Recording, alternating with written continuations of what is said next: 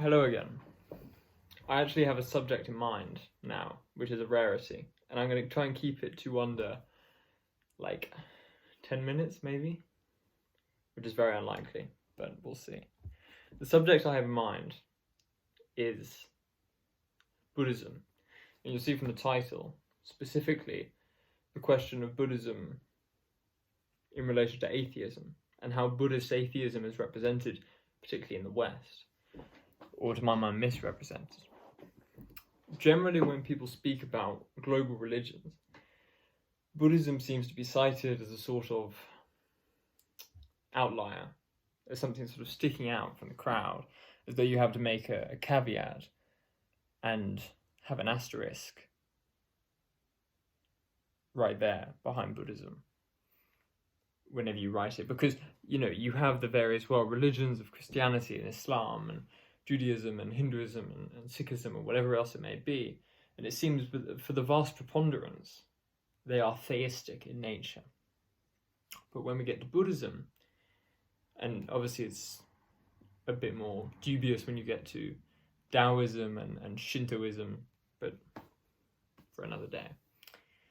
But with Buddhism, we have a religion which explicitly confesses atheism, in a sense. It seems, at first glance, that is confessed by theistic religions, by monotheistic religions like Islam, for example.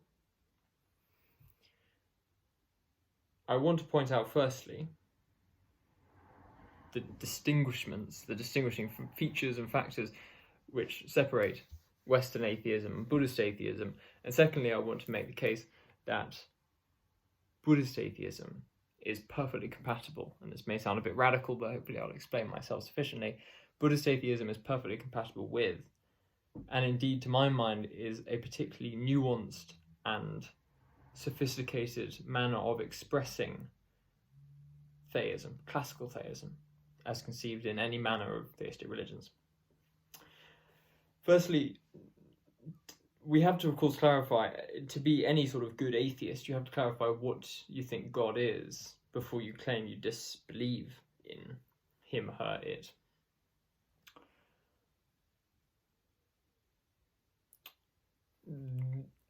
I think it goes without saying that we can do away with the idea of God as some bearded man in the sky who happens to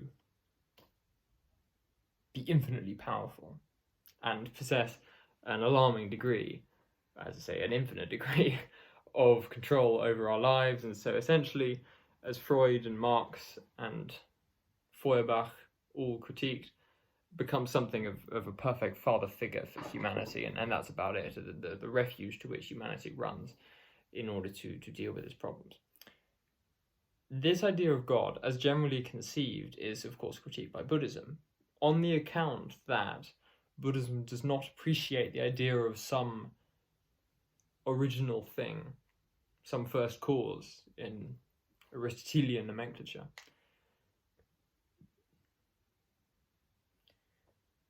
But to say that means that the philosophies of Christianity, for example, and Buddhism are fundamentally incompatible would actually be, to my mind, incorrect. Because the kind of God that Buddhism abjures is a God that,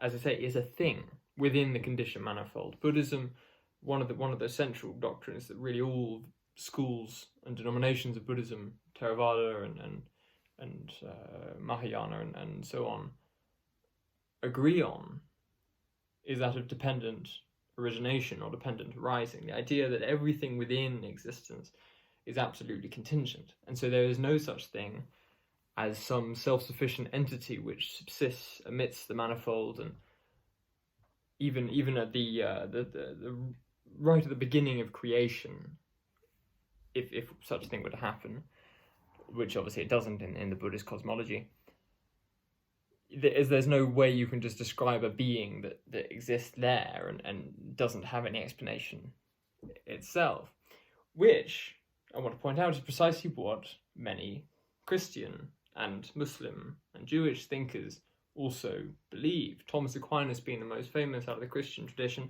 because of course he followed on from Aristotle, as did many of the peripatetics in the Islamic Golden Age, trying to point out that essentially you can say that creation is infinite and there wasn't one particular being, because you can't say that. Again, the Buddhist critique is very valuable here for the classical theists. You can't actually say that God is just caused creation at some point 13.8 billion years ago, should we say, if we believe in the Big Bang, which you should. Because in order to say that that's the beginning of all things, you have to presume that there's a beginning, which means there's an event after which things happen, and supposedly, necessarily, before which things happen, but nothing happens before. So it's not like there's... and we have to focus on how we conceptualize this sort of thing, because it really is, as Kant showed, really is beyond the human faculty. You can't just think of some sort of floating miasmic void back here and then suddenly there's light and so on and so forth. But no, like if there's no time, there's no time. And so you can't just have a moment in time then and say, well, that's when things began.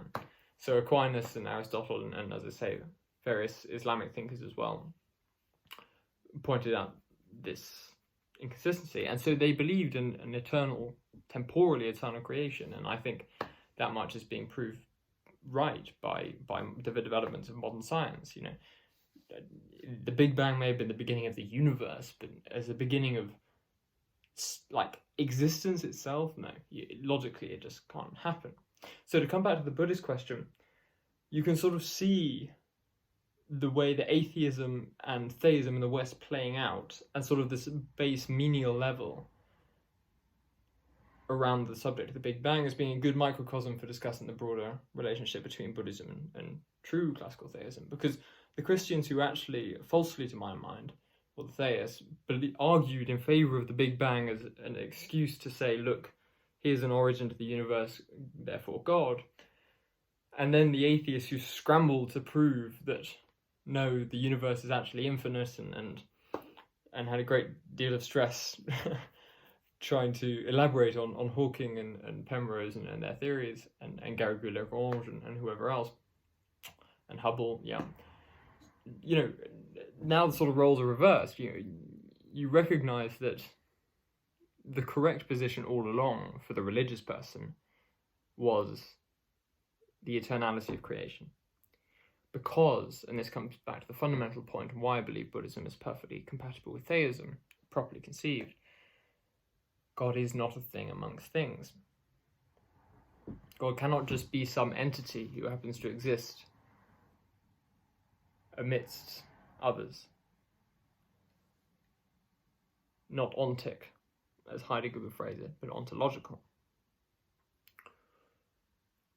So, Western atheism, to distill all of that, Western atheism rejects the same thing that good theism rejects, which is the idea of one being within creation who is the self-sufficient cause of all that creation.